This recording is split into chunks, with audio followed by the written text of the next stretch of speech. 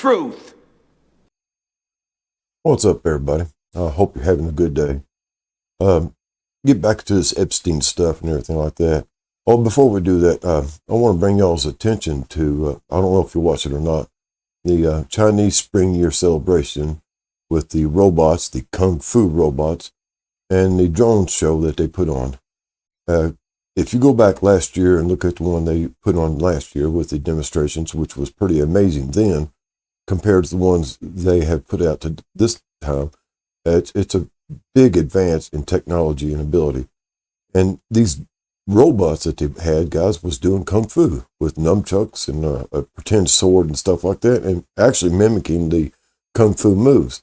Now, of course, they said they was operated behind the scenes with a choreographer mimicking the moves, but the moves that these things could make, guys, was really, really kind of amazing. It was very nimble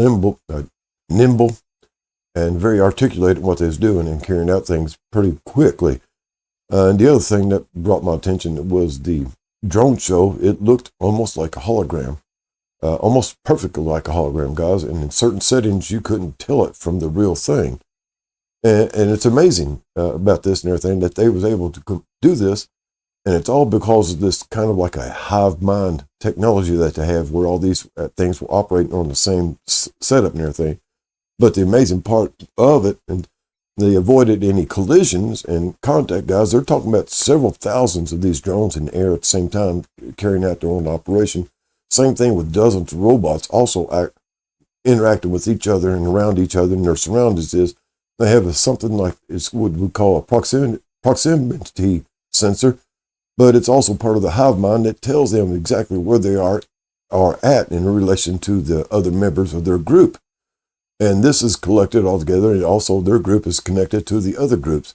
And each individual unit also knows where the unit is. It's on the far edge of the display, or the last little robot that's in this part of this particular unit and everything.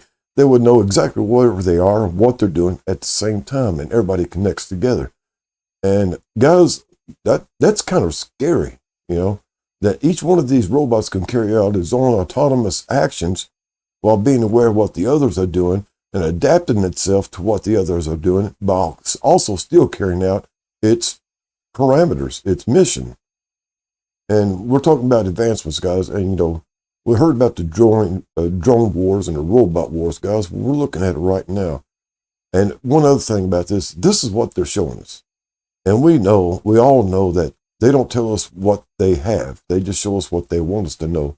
And just remember that what they show us is at least 50 years behind what they actually have. So it's just kind of startling, guys.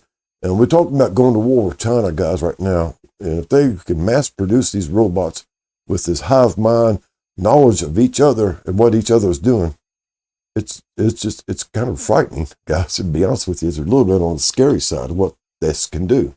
And put them in a human skin suit, something like the mask that they use now that looks and feels like real skin. Well, guys, they could be coming to your door and ordering you to come down to the reclamation center, and you wouldn't know the difference. Anyway, that's a side note.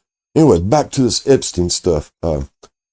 As I mentioned, he was been collecting DNA samples and using this for whatever means and everything. And of course, I mentioned that these underground facilities where they grow clones, babies and everything, and they use this for different processes, replacing people, organ harvesting, etc., or for their own vile needs. You know what I'm talking about, the sacrifices and the bloodletting and the flesh eating and the adrenochrome. Just to recap, the adrenochrome that they're talking about, this jerky they're talking about, it's refined adrenochrome down to the purest element of adrenochrome, and they freeze it. And this is jerky. This is what they're talking about, jerky. It's not flesh like we think. It's even worse. So anyway, he's been collecting DNA samples, a lot of it, from this one and that one there. Anybody that went to his places, traveled on his plane, etc., that he collected their DNA samples. Of course, mentioned that they used these in these experimentations, these underground facilities, or these warehouse facilities, and who knows what. But there's other things he was using it for too, guys, because, they got it. one other side note is that Israel's very far advanced in genetic research and DNA manipulation, as well as artificial intelligence research. So that's that. Okay, now, a few years back, they said they found the tomb of Gilgamesh. And that's kind of startling, guys, because they talked about then, shortly after that, they talked about finding a way to reanimate Gilgamesh. The other thing of note before that, though, they found this black coffin, this solid black granite coffin with no writing, no insignias or anything, but it was sealed, and they didn't open it. They announced a little bit of word about it, but all of a sudden it was hushed up. But it was taken for where it was found, and I don't remember where it was, but it's near the same area. And they took it off in a helicopter, and it's never been seen since. Remember, a few years back, they found giants in Afghanistan. And, of course, we know about them raiding for artifacts in the Middle East during the war with Iraq and Afghanistan. We all heard about that, and then that's where the tomb of Gilgamesh came from. And to talk about the Euphrates rivers and Tigris rivers drying up and the things undercover. But going back to Gilgamesh, they talked about reanimating him and perhaps whoever was in the black coffin.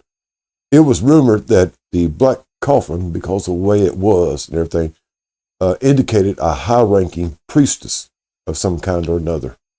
So it's not too hard to figure out that if that was the high-ranking priestess, and Gilgamesh was a high-ranking priest, so you know that the two perhaps may be connected. Now back to Epstein stuff. Now he's been collecting this DNA, and actually he's not really just been collecting it randomly. It's actually doing a genetic search for certain bloodlines, certain genetic codes that to be used for something else.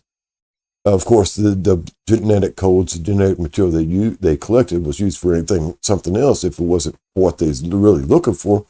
But they was building that genetic database for certain things, for a certain something that's been on the burner for a little while. And I do believe it may be perhaps connected to this reanimation of Gilgamesh and whoever it was in the black coffin along with Gilgamesh or somewhere around there. There's a lot of speculation that can be made on this, guys, and there's other aspects of this genetic collection that was going on with him and others throughout the world. It's not the only one doing it, but he's the one in the light. So he was collecting genetic material, genetic code, looking for specific genetic codes. And it's not too hard to imagine what this person or that person or whoever's running the program was looking for genetic code. And it really kind of started up after they found Gilgamesh. I hope you'll have a groovy day. Always look out and try to do something nice for somebody. With as much negative energy in the world, guys, it's the only thing we can do is start putting out positive energy. So roll you up a fatty, smoke a little bit, get your head full of good vibrations, and go spread them forth into the world. All right? Y'all have a groovy day. Later, taters.